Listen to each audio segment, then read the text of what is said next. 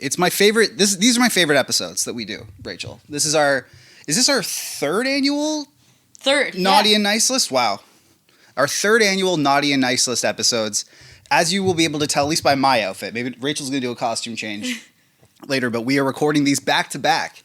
So we will be ready to rock with these. Yeah, this is the Naughty and Nice List. This will be fun. For new listeners who don't know, back when we were named Staff and Graph, we would use the Naughty and Nice List, and essentially the Naughty List is who in the hockey and sports and pop culture world deserves to be on the Naughty List, and who deserves in that world to be on the Nice List. We're going to start with Nice. So this is the Nice List, as you can tell by the title of the episode that you're listening to. And the Naughty List will drop next week. Yeah. So this is going to be fun. Why don't we just hop right into it? Like, let's do it, because this is like all we're doing this episode. There's no lifeline. There's no movie review. We are just going in. Right. We are doing it. And there'll be like life stuff mixed in to this, because the reason you find yourself on the Nice List is because you were doing nice things that we like, and the reason that you would find yourself in next week's episode is because you were not nice and probably need to be nicer. Exactly. So why don't we jump right in? As always, chivalry is not dead, so I'll go ladies first. Rachel, who is your first inductee on the Nice List this year? I'm going with Patrik Laine on the Nice List. For so many reasons. Number one, he's been really open in talking about mental health, the need to get help. And then when he came back in Montreal, which is, like, they cover that team in two languages. Very extensively. Yeah, there's a TMZ dedicated to the Montreal Canadiens. They're crazy there. He was open and talked about how he was nervous, and he talked about going to therapy, and he talked about how it was important that he discussed this with his therapist because it was kind of coming into a new team and new city and a hockey crazy city. And I just think athletes, specifically NHL players, where the hockey is such an insular, very like cookie cutter sport. Patrik Laine setting the example of you can be a star or you can be like a professional athlete and in hockey and talk about your mental health and talk about how important getting help is and how therapy has really helped him. And now he's come back and it feels like he's scoring every single game. So I just like that he's done that. He's on the Nice List because similar to what Sam Girard and Connor Ingram did last year, it's destigmatizing mental. And according to the tweet that was sent out, the press release that was sent out by the Calgary Flames, so was Dylan Dubé. Oh, God, yeah, no, not on the Nice List. No, I think that's a great... I have never... Listen, we have a complicated relationship with Habs fans on this podcast because, you know... Literally, they were arguing with me this week about Slavkovsky. Yeah, I saw that. What? Like, we're still doing that. Although I have started seeing a lot more... Okay, I'm starting to actually get worried about this guy now. Like... Well, and the one thing I have been steadfast yeah, you're rooting for him. You believe in him. And Lane Hutson. Yeah. You and I talked about Lane Hutson dating back to when I was like probably just after his draft, like just after I got fired in Vancouver. I remember saying to you, I'm like, this is one of the most ridiculous experiences I had in Vancouver. I am rooting for this kid. I think he's going to be a solid NHLer. I've been rooting for Lane Hutson and Seamus Casey, who's a Devils draft pick. So you got to think about this. I'm rooting for a Devils draft pick and a Habs draft pick harder than pretty much like any other draft pick in that year. Yeah. Right? So it's not like I'm picking on the Habs. Like, I had Slavkovsky in my ESPN article of guys I thought would bust out this year. And Slav hasn't lived up to that at all. Now, I want to make it clear that I am picking on Habs fans. Oh, okay. Okay, I just want to make that clear. This is a me. Yeah. But no, but like I have never seen Habs fans in particular, but like a fan base rally behind a player as much as they have Patrik Laine. It warms my heart every time he does something good because like those fans love him. There's a reason why they were so pissed and heartbroken when he got hurt is because they were so excited to see him. He looks good in a Habs jersey, number one. Like it looks right. He's having a lot of fun. It seems like it was, and again, it's a lot like last week we did the our Christmas list, right? Like what you know what we want. And mine was I want some joy in Trevor Zegras' life. And there was a lot of times at the end of his tenure in Winnipeg, pretty much the entire time he was in Columbus, where Patrik Laine looked like Zegras does now. Where like he looked like the joy, a guy who is so, his personality and sort of like pizzazz was his calling card, right?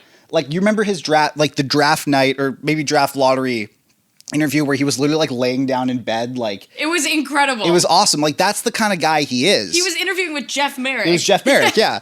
Like that's the kind of guy he is. It's supposed to be that way, where he's having fun, and now he's having a blast. And like that picture when he scored his first game back, and Cole Caulfield is hugging him from behind. I wish anyone would hold me the way that Cole Caulfield is holding Patrik Laine. It is awesome. I love it. He is at the top of the nice list. I want good health for him, and like we said last episode, I want 40 goals a year for him.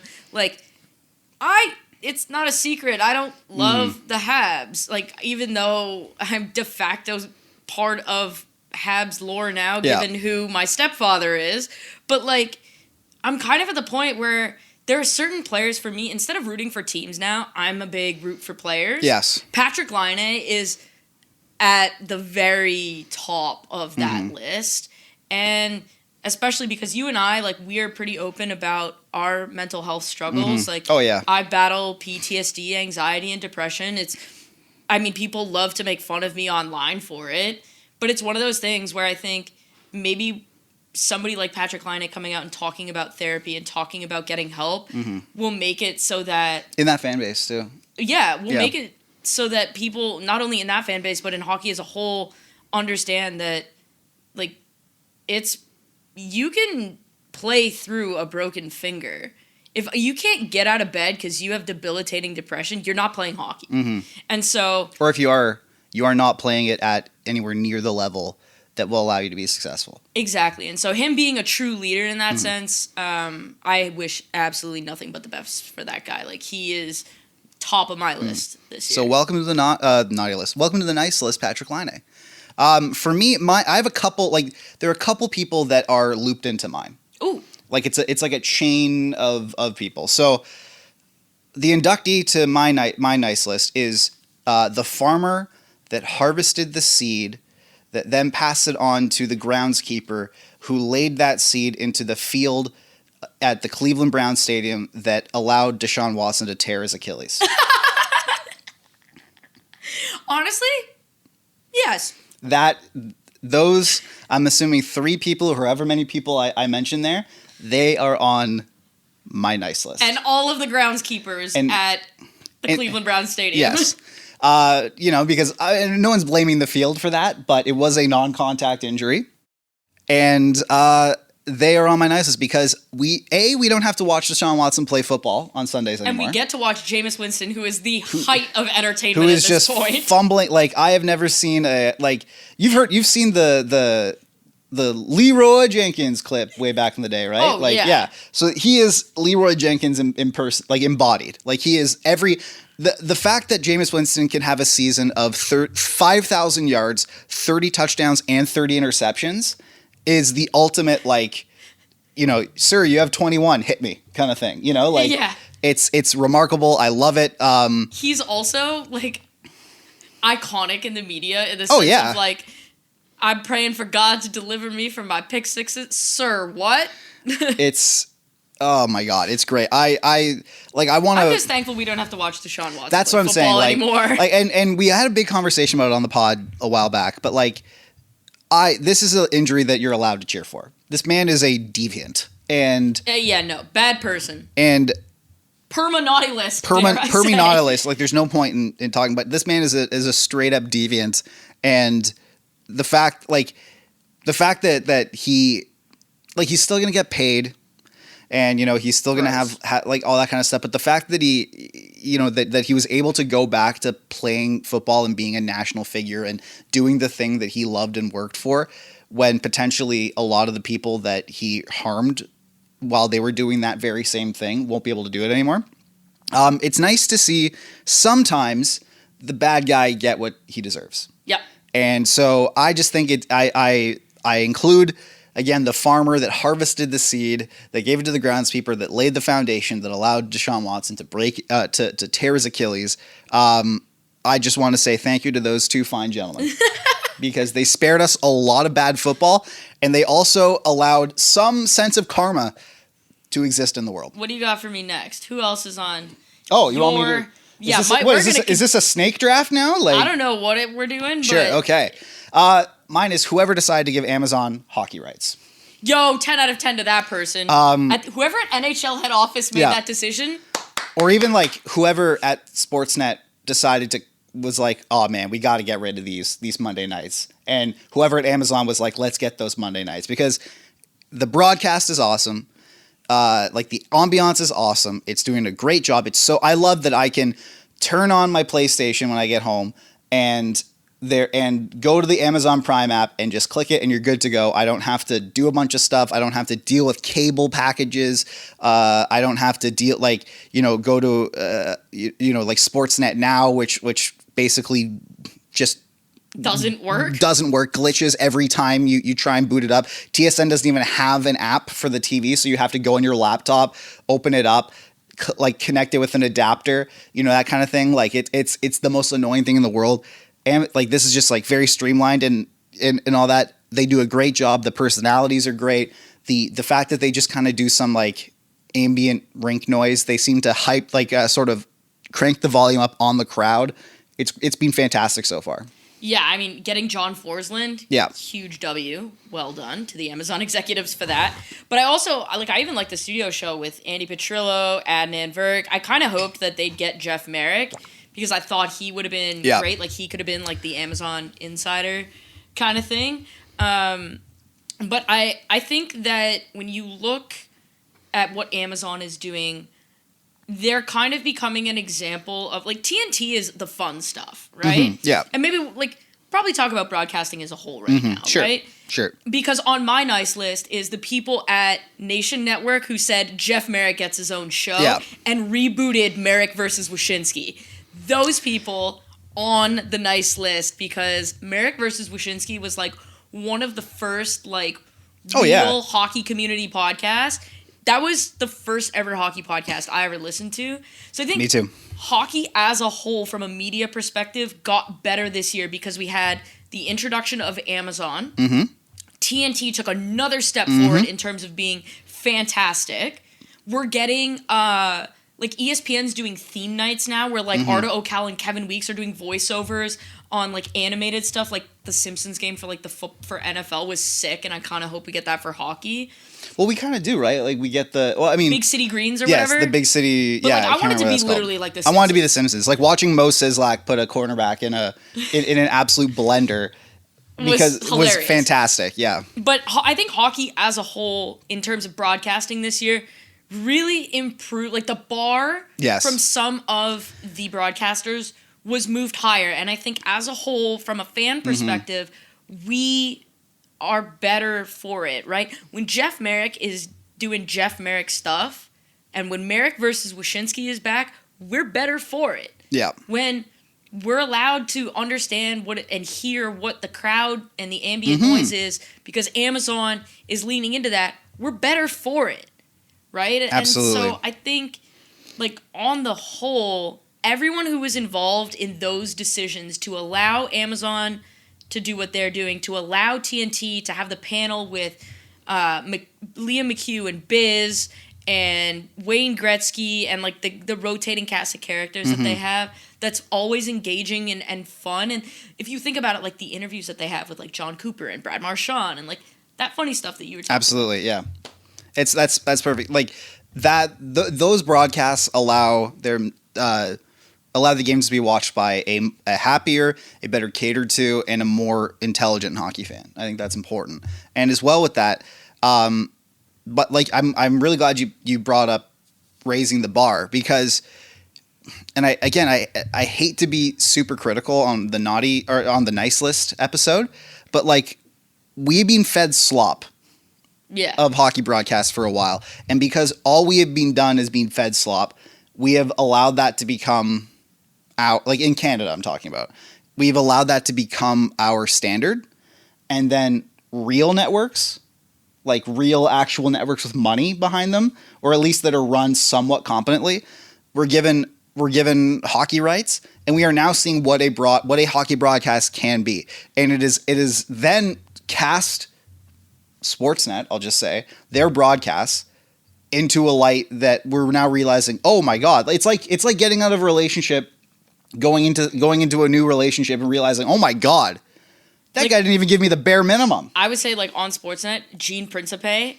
Oh yeah, is Gene Principe, and honestly, like is a star. Sean McKenzie, Kyle Bacostas, they're great, but the panels are unwatchable. They are unwatchable. I'm sorry. And here's what I'll say about that. I think it has more to do, because now we've seen what happens with Amazon and TNT. I think it has more to do with Bell and Rogers. Absolutely. And their inappetite to actually want to let people like James Duthie, like Mike Johnson, like Justin Bourne, like I'm talking Elliot, to actually do the things that they want to do. Like, I know all these people. Yeah. I am friends with all of these people. They are fantastic to be around. And I'm like, could you just let them show their personality on the broadcast and have a little bit of fun with it? I think we've been directing our issues at Sportsnet and at TSN.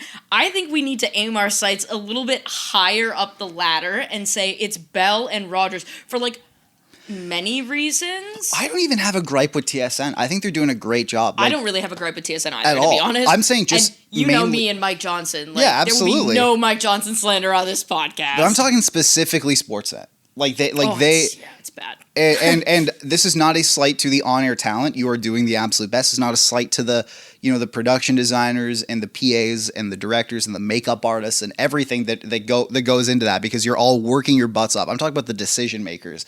Yeah, the people at Rogers. The C-suite people, the people that sort of like, or the people that are responsible for, in the intermission panel, making it so the camera is framed where at least two people have their backs turned to the to the camera whenever someone's talking. Or like, why do we have that round table to begin with? Yeah, or like, and again, he will go down as one of the greatest Canadian broadcasters, like a voice of Canada for years to come, like, for basically from now on forever. But whoever is responsible for allowing Ron MacLean to start Hockey Night in Canada with tangents about, like, that clip where Bobby McMahon has a hat trick on Hockey Night in Canada. He's getting interviewed by Ron MacLean. Ron MacLean asks him if he knows about a garment shop that was run by Glenn Sather's aunt, I think it was, or mom. Like, who allowed this to happen? He said the guy said the word haberdashery during that.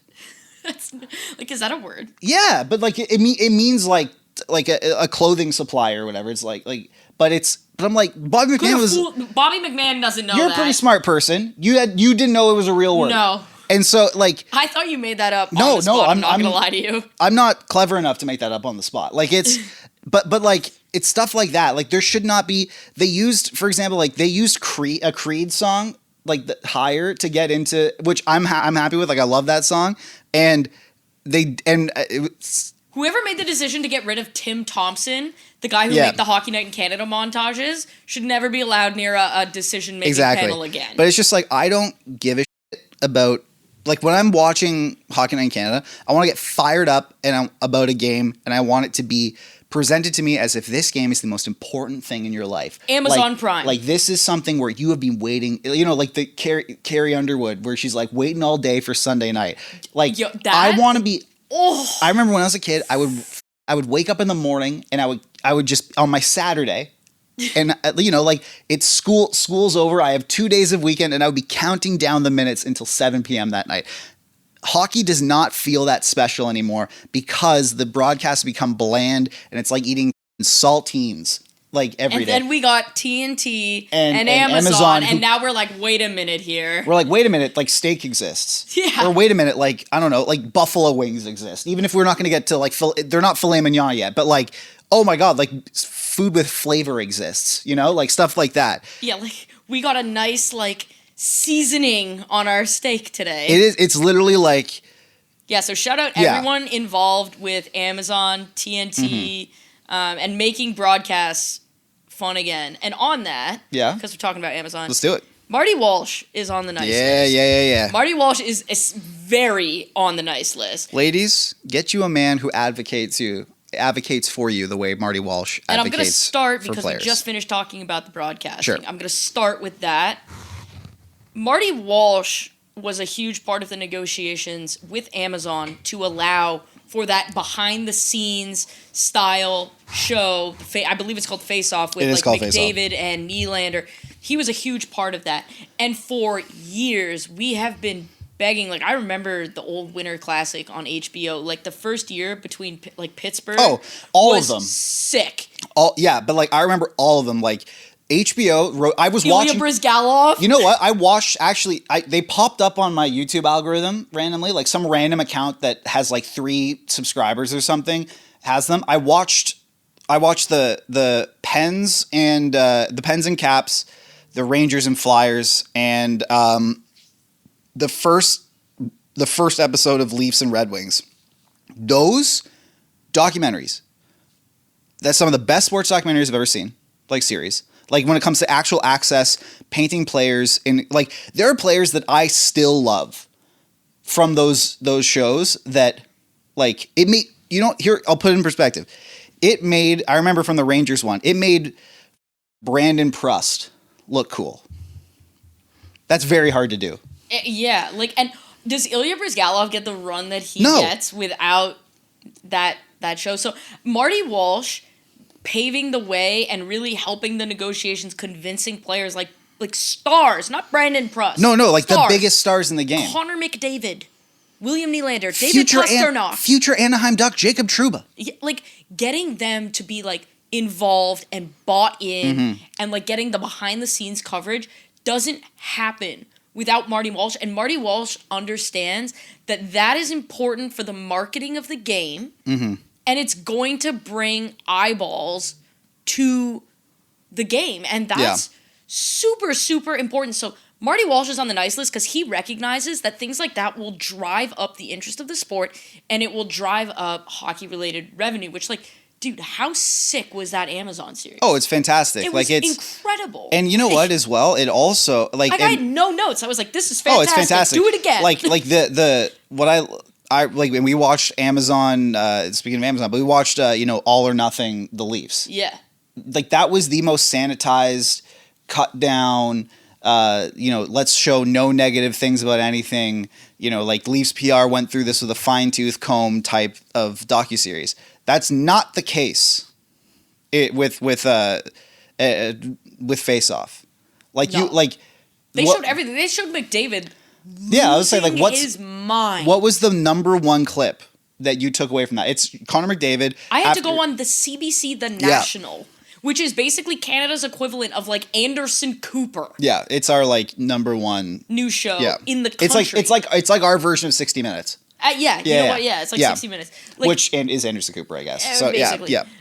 So like you look at that and it's like that showed a different side of McDavid. And this year McDavid's been a little bit more open. You're starting to see different things. So Marty Walsh getting the ball rolling on that with Amazon was incredible. The other thing I believe he deserves a tremendous amount of credit for was getting the players acclimated and comfortable and ready to go in Utah.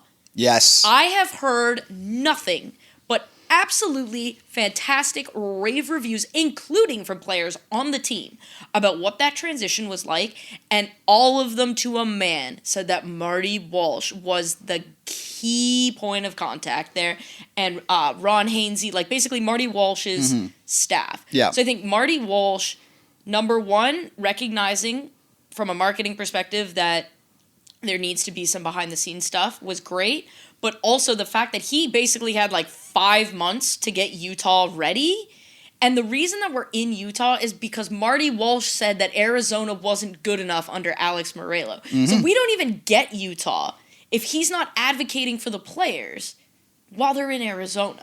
Absolutely. Like he's doing his job really well. This is what happens when you bring in somebody who isn't a sports guy. This man came from the White House. Yeah, well, you look in, like, you know that meme of... He's not scared of Gary Bettman. This man had to deal, like, with... You know that picture... The Department of Labor. You know that picture of Hillary Clinton when she was running for president and she's walking into like a 1-bedroom apartment in New York, and she's looking at it like it's the most. She's like, the look on her face is like, oh my god, people live like this type of thing. I'm assuming that's what happened when Marty Walsh walked into the NHL. He was like, oh my god, he's like this, I can't have this. Like it's like walking into like someone's house and there's like roaches everywhere, but they don't like, it's just normal to them. They act like it. Like, you're right, we wouldn't be at this stage without Marty Walsh. I remember at the All-Star game, go like back in Toronto where we are right now, going like, this is bull. Like, this is unacceptable. Like, they're not even paying their hotel fees. Like, this is ridiculous. And he went off at that. Oh yeah, because Bettman he knew. Was so uncomfortable. Because he knew. He's like, this is where the most eyes are. I could get an exclusive with the Athletic or Sportsnet or whatever. Like, no, like, this is where people's eyes are going to be. And like, and obviously this didn't happen this year, so I guess by our own arbitrary rules, we can't really have it impact our decision this year. But like the story of Mike Babcock going through phones happened on like a Tuesday. Marty Walsh flew to Columbus on like a Wednesday, and Babcock was fired on Thursday. Like, it was like, that's remarkable. That man showed up. He has put, you're right, he has put in the work. Like, he is, you know how they say, like, he got the NHL back to the Olympics. Hello. Yes, but like, ladies, like, if he wanted to, he would. Marty Walsh wants to, and he has, and like, he has advocated for the players. He's also, again, a lot like the farmer that harvested the seed that eventually allowed Deshaun Watson to obliterate a ligament in his leg. Like, he has spared us from the bullshit that was the Alex Morello Arizona Coyotes. Can you imagine if that was still going on? And we'd still have to listen to people thinking that playing in a 5,000-seat stadium was okay. And we would still have to listen to this guy talk about how he's going to make hockey in Arizona great again, and how it's actually nothing's his fault, and all these land ordinances and zoning, committees are against him. No, Marty Walsh was like, no, I am putting a stop to this. No more. It's amazing what happens when you take a non-hockey man and somebody who has worked in the White House. In the White House, like the Department of Labor. Yeah, like he was the head of the Department of Labor and was the lone survivor during the SOTU. Yeah. Like, it's amazing what happens when you take somebody like that and put him in hockey, and he immediately is like, no, all of this. Like, all this, no more. He took the hockey men and blew that up in literally 2 months flat. Mm-hmm. And for all of the positive stuff that he's doing, and it sounds like they're going to reopen negotiations for the CBA, and that both sides, unlike last time where it was super contentious, both sides are actually like sort of looking forward to working together is kind of wild. Yeah. But I think he's done a really good job of galvanizing the Players Association. It seems like they're a lot more together on various initiatives. It seems like they're really behind a lot of the stuff that he's doing. More players are seeking out the player assistance program that he and his staff have made changes to. So, like, on the whole, I mean, it's hard to ask for a better PA director if you're the players than Marty Walsh right now. He's doing a bang-up job. The number one thing I thought about with the Babcock thing, because that was also his first thing that he did. That was literally like... That was like his first like month that he got in. Yeah. I thought, would this have happened with Donald Fehr? Donald Fehr allowed the Blackhawks thing to be covered up, so immediately out. And then he also allowed he was there during the fallout of that too. Like, it's ridiculous. Like, no, Marty, I love, like, he set a precedent when he started where he went in, like, honestly, it was like good for him, at least. 2 weeks on the job, and he's already like... 2 weeks on the job, and there's like a very clear like violation of workplace rights, and he immediately was like, "No, you're done. You're done." If we're calling a spade here, violation of workplace rights, nowhere near the same violation as the Kyle Beach. It's like, no, not even close. I seriously wonder how that would have been handled had Marty Walsh been the PA director, because me thinks that that would have been stopped far quicker. Yes. Like, I hope so. This man was pulling up in Columbus less than 24 hours because somebody was going through somebody's phone. Mm-hmm. He's not allowing a sexual assault to occur. And it was like reported on like a hockey podcast. Like, it's, like... Yeah, it's not like there was an official complaint. It was a tip, basically, and he took it seriously and he pursued it. It was great. He's nailing it. So he's on the nice list. The last person I have on my nice list is Sean Monahan. Obviously, it's a heavy subject to bring up, but Sean Monahan, he's signed in, he hits free agency for, unrestricted free agency for the first time in his career. And what does he do? He goes, I want to play in Columbus with my best friend, Johnny Gaudreau.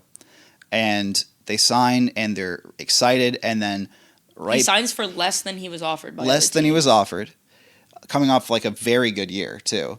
A year after he pulled him, is Sean Monahan, the way that his career is flipped, he was basically a throwaway from Calgary because of injuries. Yep. But to make the Kadri and the Huberdeau, additions work, and then he gets to Montreal as a potential reclamation project, and he has a rough first year because of injuries as well. Then he has a dynamite second half of the year, goes to Winnipeg as a dynamite finish to the season, so he's in his best position to earn. It takes less to play with his best friend, and then a week before the season starts, his best friend and his brother gets senselessly killed by a drunk driver.